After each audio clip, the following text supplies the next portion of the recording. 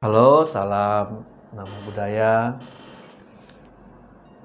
Hari ini saya akan membawakan session Buddhis menjawab, yaitu kita akan menjawab berbagai isu, pandangan, atau topik-topik yang sedang dibicarakan di eh, dunia medsos maupun dunia nyata tentang pandangan orang lain terhadap agama Buddha.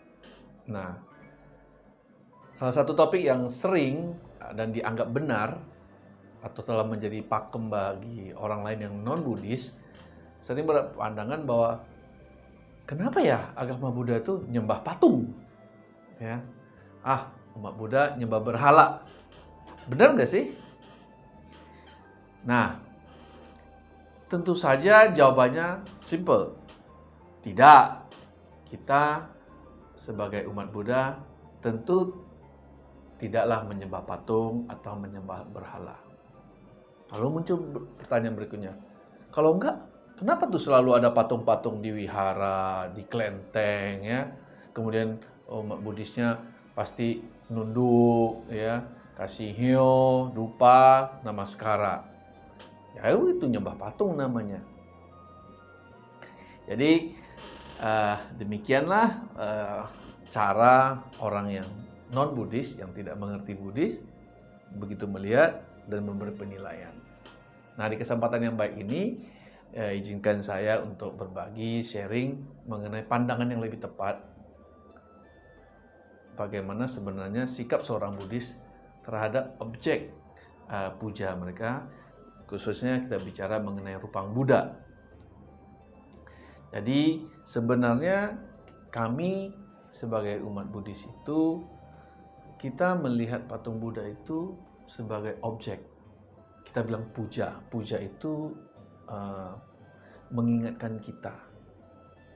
Kita mengidolakan Sang Buddha, kita mengingat jasa beliau, kita mengingat proses perjuangan beliau dan pencapaian beliau. Sehingga itu memberikan rasa, bukan rasa hormat kepada beliau. Dan kita sebagai muridnya tentu ingin selalu menghargai guru. Dan dengan demikian kita secara otomatis juga mengenang, ya, dan menilai diri kita sejauh mana latihan kita, sejauh mana sikap perilaku kita, apakah sudah sesuai dengan ajaran dari Buddha atau masih jauh. Jadi itu membuat kita menjadi reflektor bagi kita, sehingga setiap kali kita bernamaskara melihat Buddha, banyak positif, banyak hal-hal yang kita dapatkan, khususnya mengenai ajaran yang telah diberikan oleh guru kepada kita. Nah, lalu kenapa ada patung? Apakah zaman dulu ada nggak di zaman Sang Buddha? Ya tentu di zaman Sang Buddha tidak ada patung Buddha. Jadi ada sejarahnya sebenarnya. Nah, ini bisa search di Google, dan dari berbagai informasi yang kita dapat juga kita memahami bagaimana prosesnya. Yaitu di zaman percampuran waktu itu Yunani masuk India, jadi ada satu zaman Helenisme di mana pembuatan patung terjadi karena ada asimilasi, percampuran budaya, akhirnya mulai ada wujud-wujud patung. Sedangkan mengenai asal mulanya objek dari pemujaan, kita bisa merefleksi dari kisah yang di waktu zaman Sang Buddha. Jadi kisah ini berawal dari Anathapindika yang senang untuk berkunjung ke Sang Buddha. Waktu itu di daerah Savatthi. Cuman kadang-kadang Sang Buddha tidak berada di wiharanya. Jadi Sang Buddha kan keluar wihara juga, ya, karena beliau adalah pembabar dhamma. Dan beliau juga harus kadang-kadang pindah patah dan lain sebagainya. Lalu Anathapindika bertanya kepada Ananda, bagaimana ya supaya dia bisa, kalau misalnya di Savatthi dia berkunjung Sang Buddha nggak ada, dia tetap mempunyai objek pemujaan kepada Sang Buddha sehingga dalam pelatihannya bisa lebih terkoneksi lah ibaratnya. Lalu Ananda menanyakan hal ini kepada Sang Buddha dan Sang Buddha menjawab dengan ringkas bahwa ada 3 objek yang bisa dijadikan pemujian seperti itu. Yang pertama tentu kita bilang itu objek yang fisik. Objek fisik ini kita tahu bahwa bentuknya bisa seperti reliks atau Sang Buddha atau sarira yang biasa disimpan dalam stupa. Yang kedua adalah kita sebut dengan objeknya objek pengingat. Jadi barang yang biasa atau telah digunakan oleh Sang Buddha, sehingga itu bisa jadi objek pengingat. Yang ketiga itu adalah objek yang merupakan simbol, ya. Nah, jadi kalau yang merupakan simbol ini, ya salah satunya bisa berupa patung sebenarnya, atau bisa berupa misalnya gambar dan sebagainya. Nah, saat itu tentu kalau kita membaca kisahnya, kita tahu saat itu bahwa tidak mungkin objek yang pertama yaitu relik Sang Buddha, karena Sang Buddha kan masih hidup. Yang kemudian juga simbol tidak butuh, karena kalau yang simbol bagi Anathapindika yang sudah mencapai tingkat spiritual yang cukup tinggi tentu tidak memerlukan simbol. Akhirnya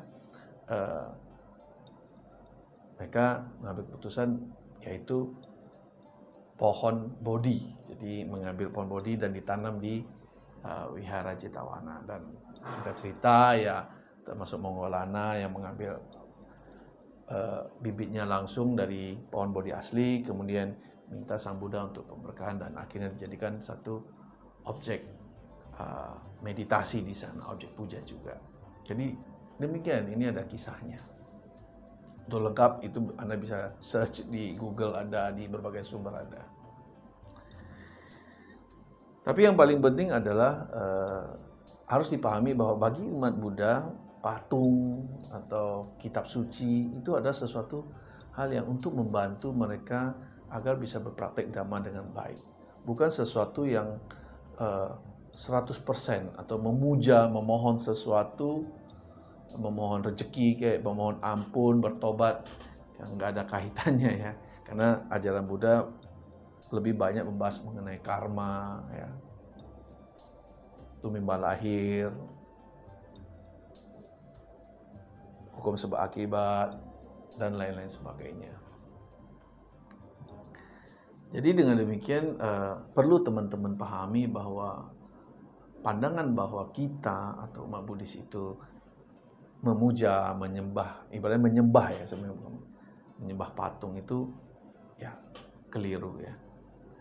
Tapi kalau memang betul-betul masih ingin mendalami mengenai hal ini, saya lebih baik menyarankan cobalah untuk berdiskusi atau sering-sering ke wihara atau belajar meditasi dengan beberapa, kalau ada teman-teman yang Buddhis, dan menanyakan hal ini.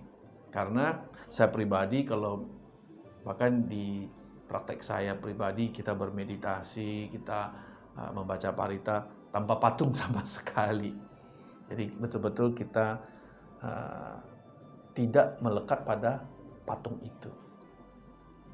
Namun perlu dipahami bahwa dengan adanya patung itu kita melihat Sang Buddha, kita menghargai sebagai lambang dari kebenaran, dari satu lambang di mana ada seorang guru yang telah berjuang demikian luar biasanya mencapai penjelasan sempurna dan membabarkan dhammanya hingga dhamma itu sampai ke kita. Tentu ini adalah jasa yang sungguh besar.